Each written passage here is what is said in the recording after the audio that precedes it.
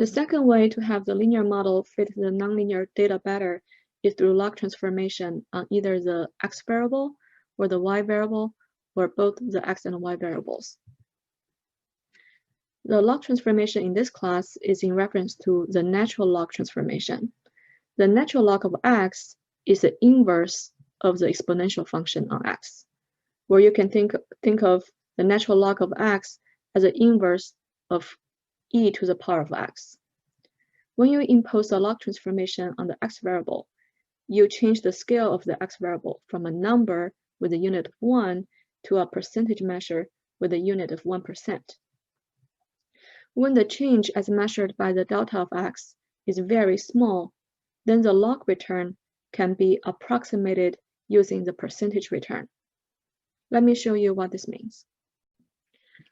Let's use the daily stock prices to illustrate how percentage returns and log returns are defined.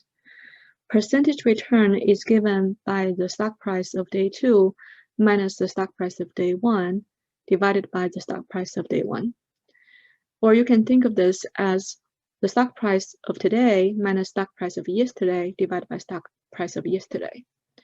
And if the price differential between today and yesterday is very small, as captured by the size of delta, then the percentage return can simply be calculated using delta divided by yesterday's price.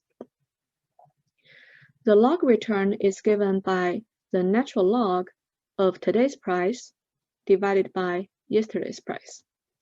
Due to the property of logarithm, you can rewrite this log return measure by log of today's price minus the log of yesterday's price.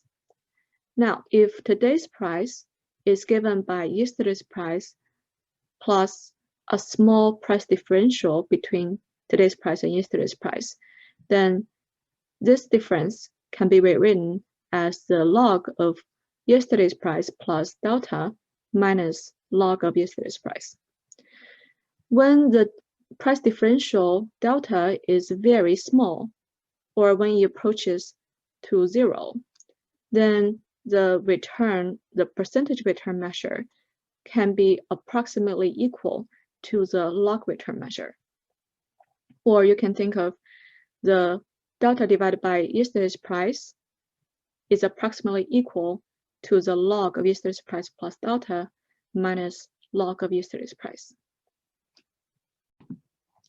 As an example, if delta is equal to 0.1, then the log return is equal to 0.095, whereas the percentage return is equal to 0.1. As you see here, the difference between the percentage return and the log return is very small because the delta of 0.1 is very small. Now let's see how we can use a log transformation to make the linear model fit the nonlinear data better.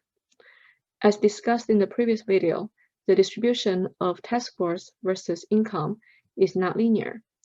Therefore, fitting a linear line will results in a biased estimate for the coefficient of income. However, if we impose log transformation on income, then the distribution between test scores and the log income is approximately linear. This makes it more sensible for us to fit a linear model on this linear data. After transforming the x variable, the regression model now becomes y is given by beta naught plus beta 1 times log of x plus a random error term. But how do we interpret the coefficient of this new model?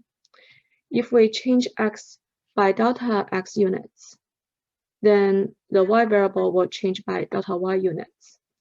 If we use this second equation minus the first equation, then we get delta y is equal to beta 1 times the log return of x. When delta x is very small, then the log return can be approximated using the percentage return. And therefore, by replacing the log return with the percentage return, we can solve beta 1 by using delta y divided by delta x divided by x. If we divide both sides by 100, then the denominator becomes an integer that measures the percentage change in the x variable.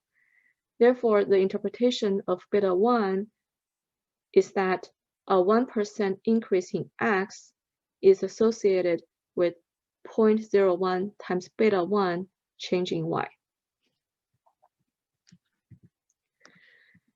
In the second column, I regress test scores on log of income.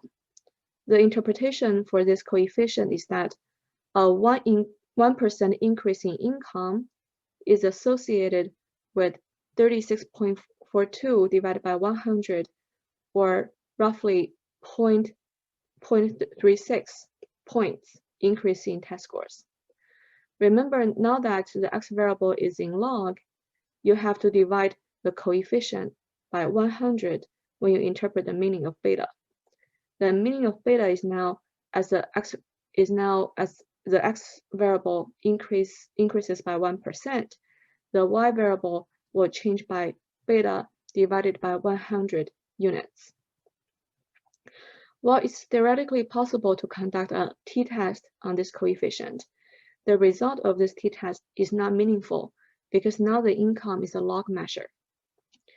Similarly, the result of an f-test is no longer meaningful. Also because the x variable is not a log measure.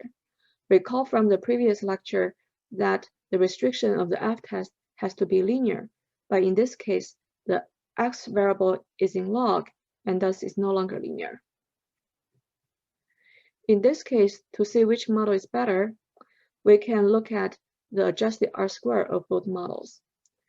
Since the adjusted R-square of the second model is higher than the first one, it suggests that the second model is a better fit for the data. You can read this slide by yourself. Now let's see how the log model captured by the blue line compares to the cubic model captured in the black line. Based on fitting the data, the two models are very similar. Both models appear to describe the data pretty well. In this case, you could compare the adjusted R-square of both models. The adjusted R-square of the log model is 0.561. The adjusted R-square of the cubic model is 0.555.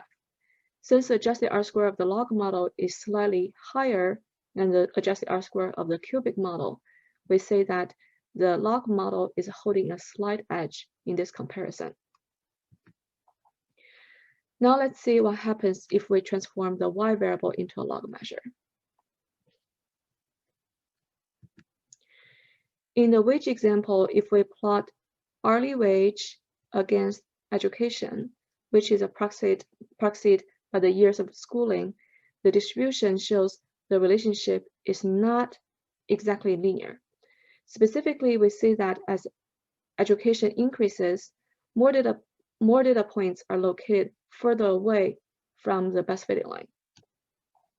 As a result, fitting a linear model on this nonlinear data will cause our estimate to be biased. In this case, if we transform the hourly wage into a log measure and replot the data between log of hourly wage and education, we see that the relationship between these two variables becomes more linear. Therefore, it makes more sense to fit a linear model on this transformed data. Now the population model is given by log of y equals beta naught plus beta 1 times x plus u. Changing the x variable by delta x units will result in delta y units change in the y variable. If we use the second equation minus the first equation, we got the log return of y is equal to beta 1 times delta x. In this case, if delta y is very small, then we can approximate the log return using the percentage return.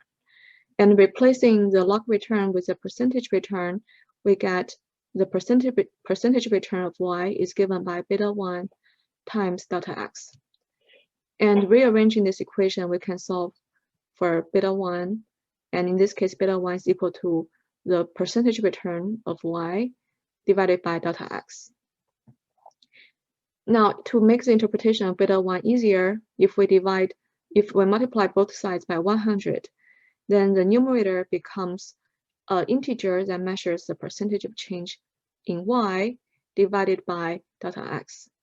Now, the interpretation of beta 1 becomes an increase in x by 1 unit is associated with 100 times beta 1% change in y.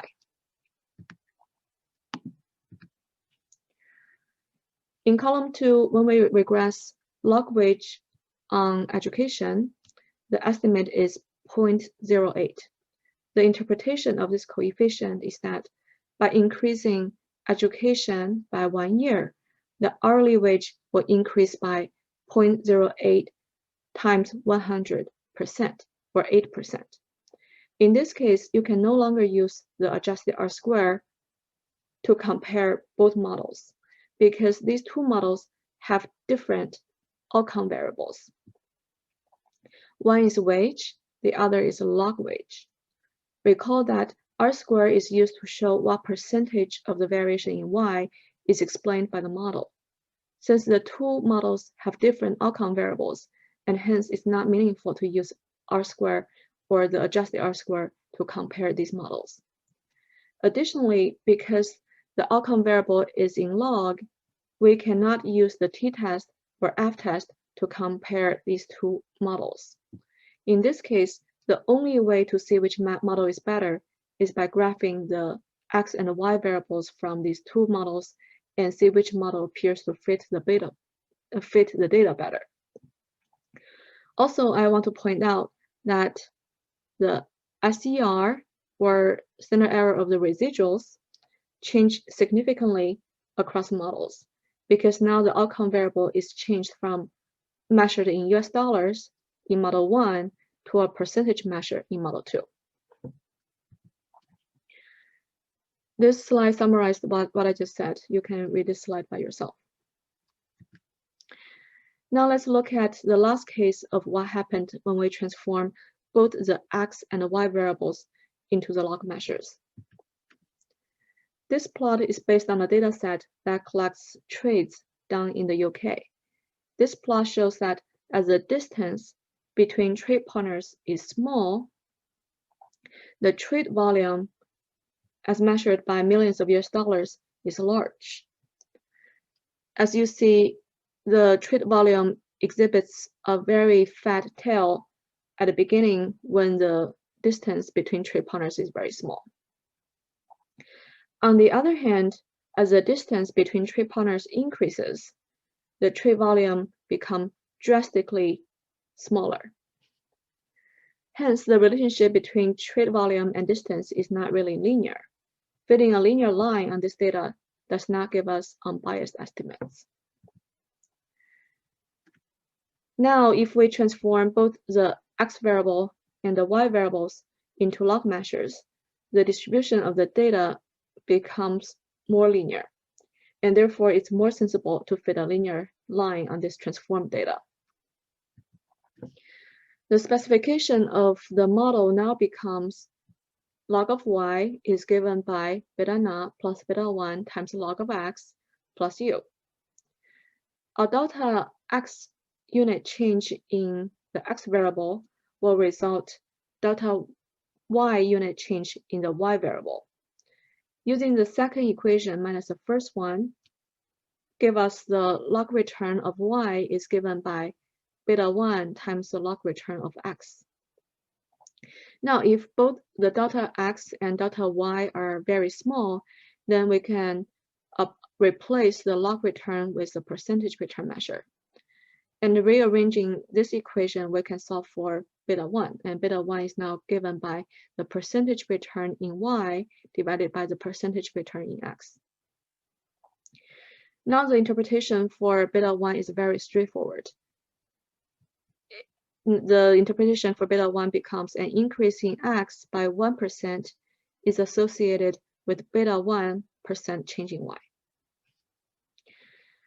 You can also think of beta 1 as a measure for elasticity between x and y variable.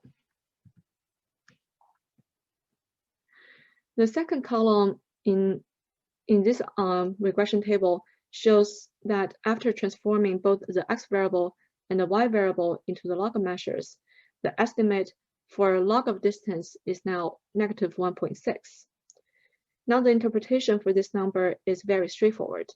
It means increasing the distance by 1%, the trade volume will on average decrease by 1.6%. In other words, the elasticity of trade with respect to distance is 1.6. Again, this slide summarized what I just said. Now let's pause this video to do in-class exercises 4 through 6. In summary, there are 3 different ways to transform the variables in a linear model with logs. You can either transform the x variable or the y variable, or both the x and y variables into logs. After transformation, the model is still linear in the coefficients, and hence the coefficients can still be estimated using OLS. The interpretation of the coefficients differs from case to case. When the x variable is a log measure, then the coefficient means that as you increase the x variable by 1%, the y variable will change by 0.01 times beta 1 units. If the y variable is a log measure, then the coefficient means that as you increase the x variable by 1 unit, the y variable will change by beta 1 times 100%.